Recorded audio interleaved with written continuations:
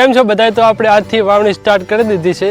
તો પહેલાં તો જો જે આપણે આ પલાવાળો ભાગ હતો તેમાં ઢેખુડા પડ્યા હતા મોટા મોટા. તો પહેલાં તો તેને ભાગી નાખીએ. અત્યારે સવારમાં તે ભાગવામાં થોડી સરળતા રહે, સહેલાઈથી ભાગી જાય, એકદમ પ્લેન થઈ જાય છે. જુઓ તમે હવે કમ્પ્લીટ સારી રીતે, કેમ કે સવારમાં થોડો ભેજ વધારે હોય એટલે ઢેખુડા સારા ભાગે. અને આરે ભાગ જ્યાં આપણે અડદ વાવવાના તે ભાગમાં આપણે હવે બપોર પછી એટલે કે 12 વાગે પછી આપણે ખેડ કરીશું. અત્યારે સવારનો ટાઈમ છે એટલે પહેલાં તો આ ખેતરમાં ઢેખુડા કમ્પ્લીટ ભાગી નાખીએ. પછી આપણે જે મોટા ખેતરમાં રહ્યું તેમાં આપણે અડદ અને એરંડાની બી ભેગી ખેતી કરવાની છે.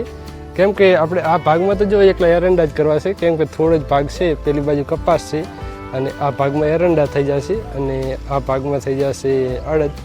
તો આ ભાગમાં એકલા અડદ થશે. પહેલા ભાગમાં આપણે જે ખેડીને રાખ્યું હતું તેમાં અડદ થશે. અંતરમાં જે પલ્લું લગાવેલું તેમ જેમાં એરંડા કરવાના તેમાં આપણે મિશ્ર ખેતી કરવાની છે. તેમાં પહેલાં આપણે અડદ વાવી દઈશું. તો આપણે તે કઈ રીતના વાવીશું, કયા ગારે વાવીશું તે હું પછી તમને તેના પર એક કમ્પ્લીટ વિડીયો બનાવી અને આપણી ચેનલ પર અપલોડ કરી દઈશ. તો અત્યારે જો હવે આમાં પતી જવા આવ્યું છે, ટ્રેક્ટર ચાલુ જ છે. તો તેટલું આપણે હાંકી નાખીએ અને પછી પહેલાં ખેતરમાં જઈને આપણે ઢેખુડા ભાગી નાખીએ અને પછી જે આવા આરે ભાગ રહ્યો તેમાં આપણે ખેડી અને 6 સુધીમાં આપણે તેમાં વાવેતર કરી દેવાનું છે.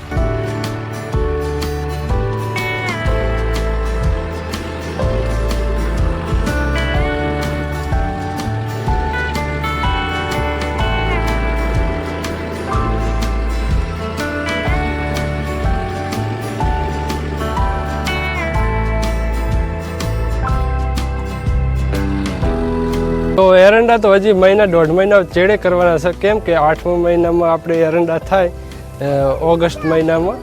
એટલે અત્યારથી જો આપણે પહેલાં તો ઢેખુડા અત્યારે કેમ ભાગી રહ્યા છીએ, કેમ કે અત્યારે વરસાદ સારો છે અને ઢેખુડા આરામથી ભાગી જઈ રહ્યા છે. તમને હું બતાવું તો ખેતર એકદમ પ્લેન થઈ જાય રહ્યું છે. તમે જુઓ તો આ રીતનું કરી નાખીએ, કેમ કે વરસાદ તો હજી થવાનો જ છે અને થશે.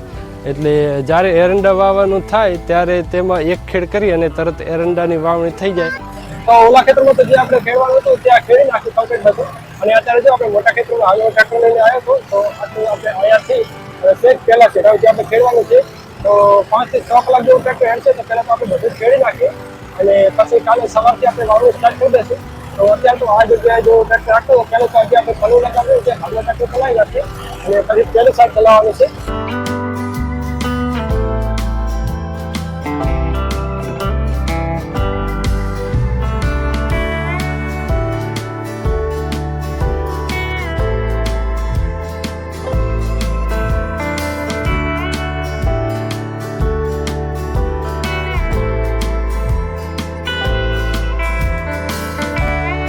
જે આપણે મોટા ખેતરમાં ખેડ કરતા હતા ત્યાં હવે થોડું જ ખેડવાનું રહ્યું છે.